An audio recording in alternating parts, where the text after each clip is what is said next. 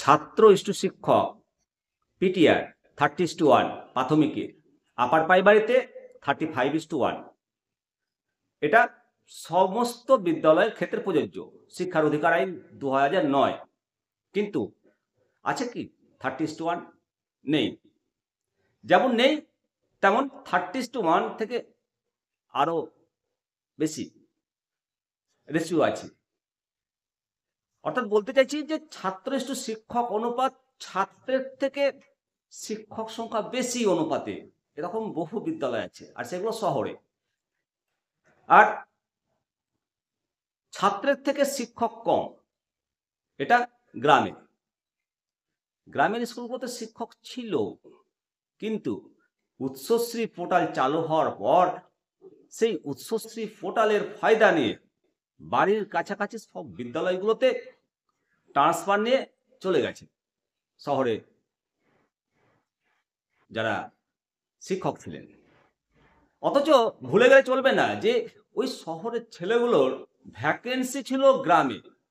গ্রামের ভ্যাকেন্সি থাকার জন্য তাদের চাকরিগুলো হয়েছে, শহরের স্কুলে ভ্যাকেন্সি ছিল না। মুর্শিদাবাদ জেলার প্রত্যন্ত গ্রামে ভ্যাকেন্সিগুলো ছিল বলেই তাদের চাকরিটা হয়েছে, এটা মনে রাখতে হবে। আর সেই চাকরিতে যোগদান করার পর ভোকারটা সব বাড়ির কাছাকাছি চলে গেছে, এটা তো আর চলতে পারে না। এরকম স্কুল প্রচুর আছে। যেমন কোনো স্কুলের নাম বলছি না, 400 জন ছাত্রছাত্রী রয়েছে, সেখানে 19 জন শিক্ষক। আবার 264 জন ছাত্রছাত্রী রয়েছে, সেখানে 11 জন শিক্ষক। এরকম বহু বিদ্যালয় আছে।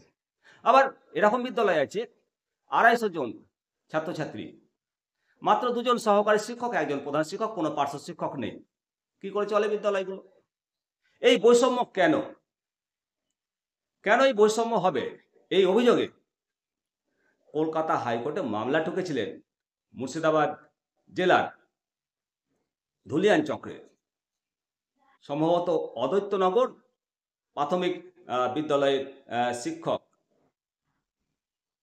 তো যাই হোক, এই মামলা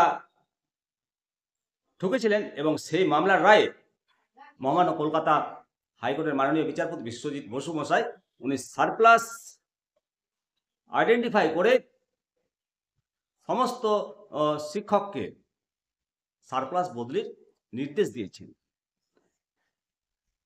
এই সারপ্লাস বদলির নির্দেশের ফলে অভিভাবকরা ভাবছেন যে এবারে স্কুলগুলো পুনরায় পুনরুজ্জীবন পাবে। সমস্ত বিদ্যালয় পাবে না, কিছু বিদ্যালয় পাবে, পুনরুজ্জীবন পাবে এবং পঠন পাঠনের মান বাড়বে।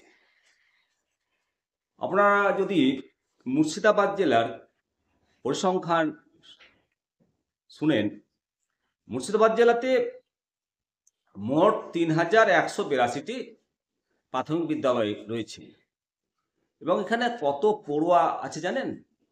এই 3182 স্কুলে 6,10,265 জন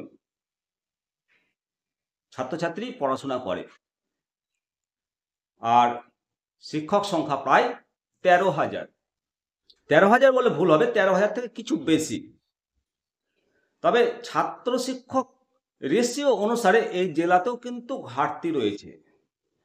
ছাত্র শিক্ষক রেশিও অনুসারে মুর্শিদাবাদ জেলায় 20,342 জন মতো শিক্ষক শিক্ষিকা দরকার। অর্থাৎ শুধুমাত্র মুর্শিদাবাদ জেলাতে 4,732টি ভ্যাকেন্সি রয়েছে। মুর্শিদাবাদ জেলাতে 7,432টি ভ্যাকেন্সি রয়েছে, বিপুল পরিমাণে ভ্যাকেন্সি। তবে সারপ্লাস কিছু রয়েছে, এই সারপ্লাসগুলো যখন অ্যাডজাস্টমেন্ট হয়ে যাবে তারপরেও কিন্তু এই ভ্যাকেন্সিটা থাকবে 7,432টা। তাই যে সমস্ত বিদ্যালয়ে সারপ্লাসগুলো আছে সেগুলো যেন প্রকৃত শিক্ষকের অভাবে ধুঁকছে সেই বিদ্যালয়গুলোতে পোস্টিং দেওয়া হয়, এটা অনুরোধ করব শিক্ষা দপ্তরকে।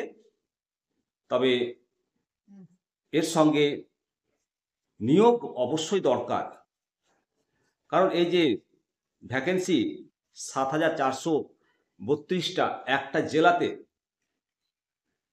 তাহলে ভ্যাকেন্সিটা কতটা হয় একবার ভাবুন। সব জেলাতে প্রচুর ভ্যাকেন্সি রয়েছে, প্রচুর ভ্যাকেন্সি রয়েছে, আর তার সঙ্গে ছাত্র টু শিক্ষক রেশিওর যে ভারসাম্য বেশিরভাগ বিদ্যালয় নেই। তাই ভারসাম্য ফিরিয়ে আনা হোক, সঙ্গে শিক্ষক নিয়োগ করা হোক, আর এইভাবে যেন একটাও বদলি না হয়। মনে রাখতে হবে যে স্কুলের জন্য ভ্যাকেন্সি ছিল, সেই স্কুলের ভ্যাকেন্সি থাকার জন্য সেই মাস্টারমশাই সেখানে নিয়োগ করা হয়েছে। বদলি হোক, কিন্তু সেই স্কুলকে কানা করে দিয়ে বদলি নয়। কারণ মনে রাখতে হবে, শিক্ষার স্বার্থে শিক্ষক, ছাত্রের স্বার্থে শিক্ষক, শিক্ষকের স্বার্থে ছাত্র নয়। এটা মনে রাখতে হবে। অবশ্যই আপনারা আপনাদের মতামত দেবেন। পরবর্তী আপডেট নিয়ে আবার আসবো। ভালো থাকুন, সুস্থ থাকুন। চ্যানেলটাকে অবশ্যই সাবস্ক্রাইব করবেন। নমস্কার।